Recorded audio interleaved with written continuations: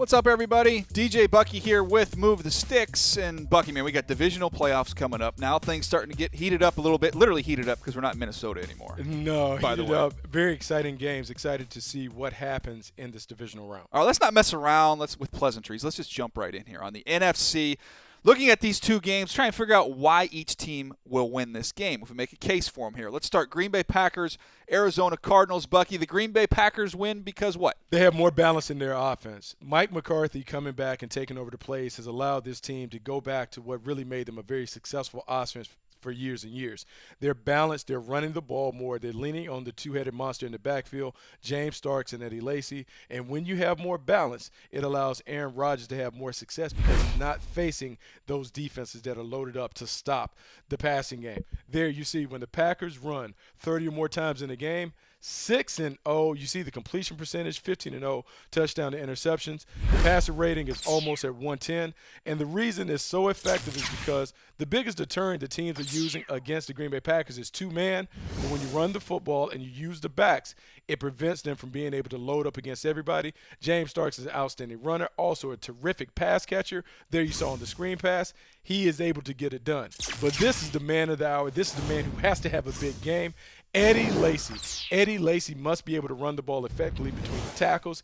If he does that and chases a couple honey buns on the way, I think they have an opportunity to have a successful game plan and knock off the Arizona Cardinals on the road. Yeah, when you watch them on tape, Bucky, it looks like he's running 5 flat, and then James Starks comes in the game. He's running about 4.2. Yeah. I mean, there's definitely a different change of pace when you switch running backs with the Green Bay Packers. It does change the pace, but I think both of these guys need to contribute. They need to be able to run the ball because I don't think on their own merits on the outside they can win consistently against Patrick Peterson and the crew. They have to be able to run the ball to get them out of some of that man-to-man, make them play zone so they can work. Well, I think Dale Buchanan's ability to run sideline to sideline is going to negate some of that screen game, some of that passing game to the backs. But the real reason why I like the Arizona Cardinals to win this game, Bucky, is simple. It's up front. Defensive line, getting after Aaron Rodgers and that offensive line of the Green Bay Packers.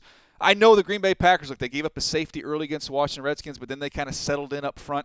They're going to see a much better front in Arizona this week, and I think that's going to be a big challenge for them. And all you have to do is go back and look what happened when they played them earlier this year, Week 16, 9 sacks.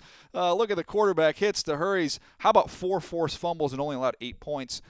I know, look, you can make adjustments, and Mike McCarthy's a very good football coach, but it does not change the fact that physically I don't believe they're good enough up front on the offensive line to block what's going to be coming from them from Arizona. Well, I mean, Kareem Martin here is going to come off the edge and make a sack. You see him hunt. They had issues up front in that offensive line, a lot of turnover, a lot of new guys playing in different spots, trying to get it done. The one equalizer, and the equalizer that we've seen in the collegiate game, tempo. Playing fast, seeing if they can wear those guys out. I see a lot of big bodies up front for the Arizona Cardinals. To me, if I'm Mike McCarthy, I'm going to go up-tempo, go faster, put it on my quarterback to play a little sandlot football. Watch the pace of this game. This is what they did against the Washington Redskins that gave them a little shot in the arm offensively. I think they have to do it against the Arizona Cardinal. Play faster, but maintain the balance. If they do that, I think they have a chance. I flip it around, too. I look at the passing game in this game, and I look at those receivers for Green Bay and what they're playing with. Devontae Adams might not be out there. Obviously, no Jordy Nelson the whole season. Hey, Jared Aberdare showed up. Oh, yeah. What's the little Scotty? The old Scotty in there. The two-point conversion. I think he has a little confidence. You get him. Not enough versus that secondary in Arizona. They're going to have to play a bit of sandlot football. Aaron Rodgers is going to have to not only push the pace, but he's going to have to run around in the pocket a little bit. He said before last week's game that he was going to let it fly. If he lets it fly, I think the Pack is going to win. I think it's go Pack go. All right, you got Packers. I'm going to go ahead and take the Cardinals on that. We disagree. Let's move on to the next game here. Seattle Seahawks, Carolina Panthers. This is my favorite game of the whole weekend.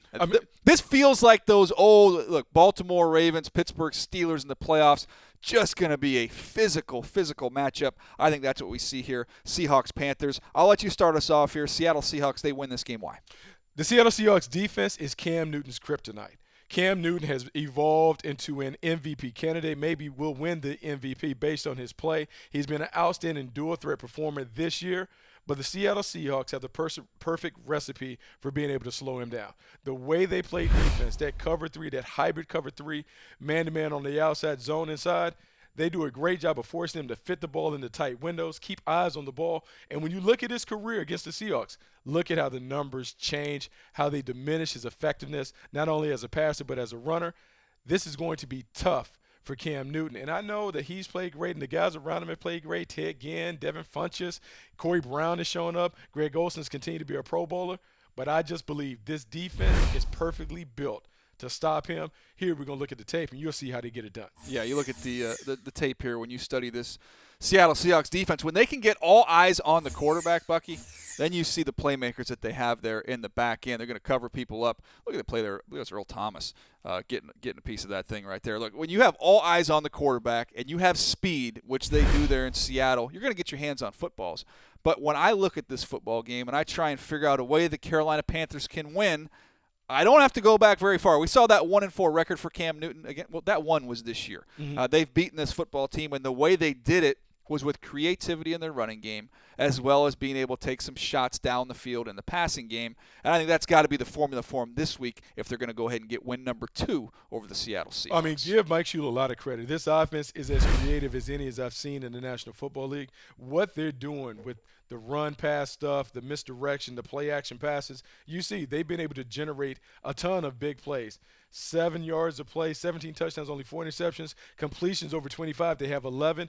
It is the deception and the misdirection that leads big plays down the field. I think the one thing is they have to find a way to divert the eyes of the defense to create those big play opportunities. Yeah, when you look right here, this is the kind of stuff you're going to see. They're going to give you all different kind of formations in the backfield. They're going to line up the backs on the same side. They're going to do some old-school wishbone looks, all kinds of creativity there with the looks they give you. And then with the ball fakes and play action, they're going to mess with your eyes, and Cam Newton's going to go for chunks. They're not going to try and beat you 5 yards at a time down the football field in the passing game. They're going to give you some creativity, and then they're going to be able to get big chunks. Here you're going to see, again, watch the middle level of this defense here get sucked in by this play action. Cam Newton's technique and fundamentals, kids at home, don't try this. No, watch this. Not the way you want to do it. Throwing kind of a jump pass, falling away, but he figures it out, and a lot of it is because they mess with your eyes on the other side of the line of scrimmage. Anytime you see that full-house backfield, 3 in the backfield, it forces you to play one-on-one on the outside. They've been able to generate big plays to Ted Ginn, Devin Funchess, and others because of that. This is going to be a game that is really decided between the coordinators, Mike Shula versus Chris Richard. Whoever comes up with the better game plan is ultimately going to decide the game. I like Seattle in this game because I think Ted Ginn Jr., Philly Brown, I don't trust those guys dealing with the physicality on the outside. I think they're going to eliminate those guys, and it's going to be tough for Cam Newton to find open windows. Bucky, did you listen to the case that I made for the Carolina Panthers? I did. I like that. That was nice. But you're still going to take Seattle? It was very compelling. I like that. But no, I'm going with Seattle. Yeah, I am too. I tried, Panther fans. Look, I think it's going to be a very, very close game, but I agree with Bucky. I like the Seattle Seahawks to inch one out. Very close game. But let us know if you're watching. Let us know on the comments below who you like to win this game. The game was a previous game as well. Tell us who you like and why. And check out all of our videos on youtube.com/NFL. Move the sticks. DJ Bucky.